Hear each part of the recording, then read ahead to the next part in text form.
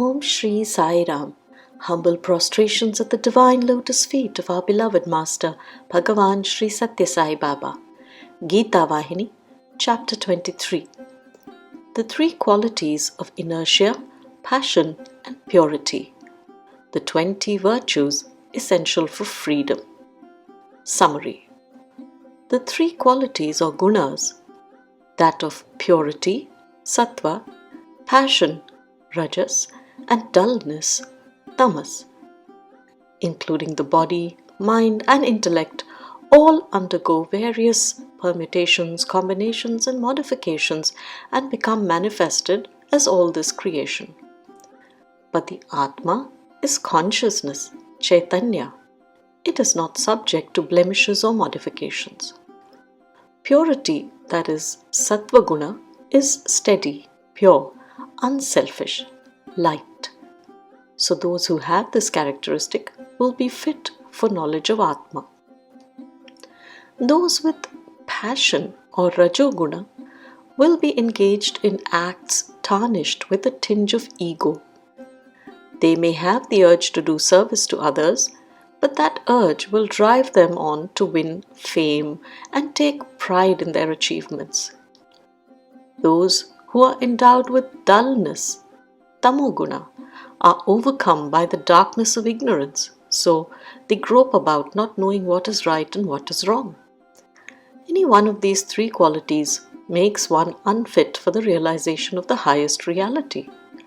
The known is the reality, the experience of the divine basis of all. Arjuna asked, O Lord, what qualities should a wise one possess? Krishna replied, one must have the 20 virtues in ample measure, but the goal, immortality, can be reached only by experiencing Brahman, since all this is indeed Brahman. Sarvam khalvidam Brahmam. When knowledge is full, the knower becomes the known. The 20 virtues elaborated are as follows. The first virtue is humility or absence of pride. As long as you have pride, you cannot earn wisdom. The second is the absence of vanity. This is a very great virtue in people. It means the absence of pretense, pompousness, boasting that one is great when one is not. The third virtue is non-violence or ahimsa. Your thoughts, words and deeds must all be free from any motive to cause such pain. The fourth is patience or fortitude, kshanti, also called sahana. It is the expression of the peace that reigns in the heart, this outer behavior. The fifth virtue is straightforwardness, integrity, sincerity. It means the agreement of thought, speech, and action. This applies to secular as well as spiritual activity. The sixth is reverential service rendered to the spiritual teacher. The teaching of the Guru is the source and sustenance for attaining God and acquiring liberation. The seventh virtue is cleanliness, shaucham. Not merely outer cleanliness, but inner cleanliness.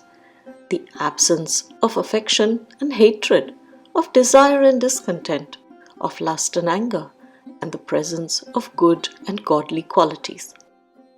The eighth virtue is called steadfastness, sthiryam, fixity of faith. Aspirants must hold fast onto what they have once fixed their faith upon as conducive to their spiritual progress. They should not flit from one ideal to another, changing their goal from day to day. The ninth is control of the senses. Do not be a slave to the senses, rather make them your slaves. The 10th virtue is detachment or renunciation, vairagya, the loss of appetite for sound, touch, form, taste, smell, etc. The senses are not interested in the goals, virtue, wealth, desire, liberation of the sublime type. The Atma can be discovered only through pursuit of the sublime. The 11th virtue is the absence of egotism, the breeding ground of all vices and faults. To be devoid of this poisonous quality is to be endowed with the absence of egotism. Egotism is a foe in the guise of a friend. The next virtue is called Janma Mrityu Jara Vyadi Dukkha Dosha Anudarshanam, meaning awareness of birth, death, senility, illness, grief, the inevitable cycle of birth and death. Understand the truth of these things. Reflect upon the flaws in the reasoning that delude you. Then, as a result, detachment is strengthened, and through that, you attain wisdom. The 13th virtue is that of detachment, withdrawal of desire from objects, the absence of yearning.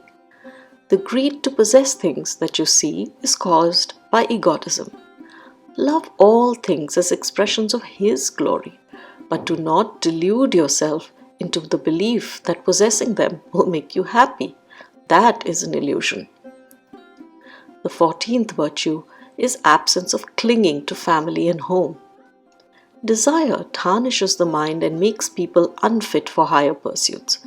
Aspirants who seek liberation and realization must rid themselves of desire. The 15th virtue is the state of equanimity, of undisturbed peace during joy and grief, prosperity and adversity, happiness and misery. Being elevated or depressed by success and defeat, profit and loss, honor and dishonor is a futile activity. Accept all equally as the grace of God. The 16th virtue is devotion without any other feeling or thought. Devotion is not a temporary slave. It is the unbroken contemplation of God without any interposing thought or feeling. The 17th virtue is dwelling in solitude. Ekantavasam. One must be fond of being alone. This does not mean keeping the body in some solitary place. There must be solitude and silence in the mind. The mind should be contentless, nirvishaya, turned away from the objective world. The 18th virtue is absence of interest in the company of others. It helps to promote wisdom. Spiritual discipline will be affected by the company you keep. Good people keep you good. Bad people drag you away into badness. The 19th virtue is the awareness of the distinction between Atma and non-Atma. Fix your consciousness always on the Atmic reality and discard the body and senses as unreal and impermanent. Atma is the eternal, so establish yourself only in that and not in the transient, non-Atmic illusions or objects. The 20th virtue is the vision of the true nature of Tat. This is the last qualification one has to earn. Tattva Jnana Darshanam, the universal principle of which the particular is but a shadow. It means that the spiritual aspirant should have a keen desire to visualize the universal. Of these 20 virtues, if honest efforts are made to earn even 2 or 3, the rest will come naturally to the seeker. Spiritual discipline based on these virtues takes one easily to the goal of liberation. Key takeaways from this chapter. First, the 3 gunas need to first be balanced in an individual who eventually must tread along the path of Sattva guna in order to seek the Atmic truth. While tamasic gunas bind the most, even the Sattva guna will eventually have to be abandoned to finally reach the goal of transcending all the gunas, much like the rocket that takes you to the moon but has to be abandoned once you reach there. Second, the 20 qualities laid out for the aspirant feel like an ascending level of bowling pins. If you start focusing on the first 3 or 4 qualities of humility, absence of egoism or vanity, steadfastness, and non-violence, then the higher qualities of knowledge and devotion will automatically make their appearance and naturally will come into your being through the sheer momentum of the first few. Therefore, start with the simple first few and allow yourself to be led along the journey. Third, detachment from sense objects and even the company of others, and eventually attachment to the family, may also seem antisocial and even selfish. But in reality, it is far from that.